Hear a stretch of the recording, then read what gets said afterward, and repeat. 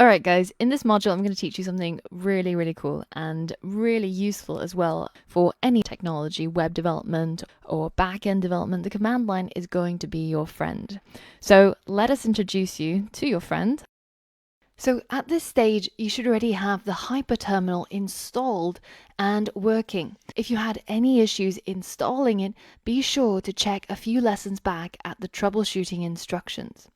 It will allow you to access the bash shell. So what is the bash shell? Well, to understand the bash shell, we first have to know what a shell is. And this graphic is a good way of tackling that. So if you think about your operating system as a pistachio nut, then the kernel, so the actual pistachio, the thing that you're going to eat, I'm really sorry about all the food analogies. You can clearly tell that I'm pretty much hungry most of the time when I'm recording these videos.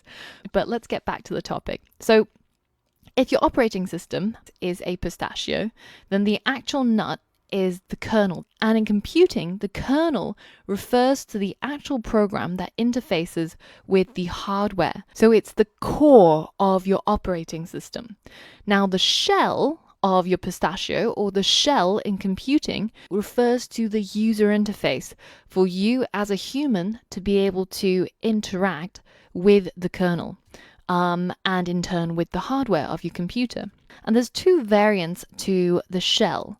There are graphical user interface shells. So for example, when you open up Finder, you're using a graphical user interface to access and find your files. But there's also a command line interface, which is what we're going to be talking about and what we're going to be learning about in this module.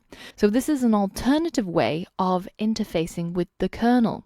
Now, it can seem intimidating at first, but I want to show you that it's actually super simple.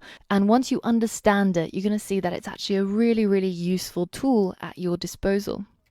So coming back to the shell that we're going to be using, which is a bash shell, and it stands for the Born Again shell, and it's named after a Mr. Bourne, but not this Mr. Bourne, but this Mr. Bourne, and I can attest that they are equally badass. And the Born Again shell, or the bash shell, is a CLI, or a command line interpreter for the Unix system. And you find Unix-based systems or Unix-like systems all over the place. So for example, Linux is a Unix-like system. And a lot of servers will run on Unix, and even Mac OS X, or the newly named Mac OS, runs on a Unix-like operating system. And this is a completely different family from the Windows side of things, which uses DOS and Windows. A lot of things that you can do with the command line can be done using the graphical user interface. So why use the command line at all? At the end of the day, what it all boils down to is about greater control.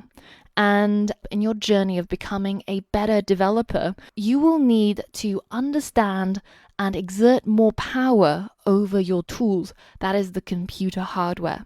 But on a more day-to-day basis, you will find that if you're a regular command line user, that it's actually easier and faster to do a lot of really common things. For example, inside the terminal, if I wanted to make a music folder, then it's as simple as make dir music, and now there it is, there's my music folder.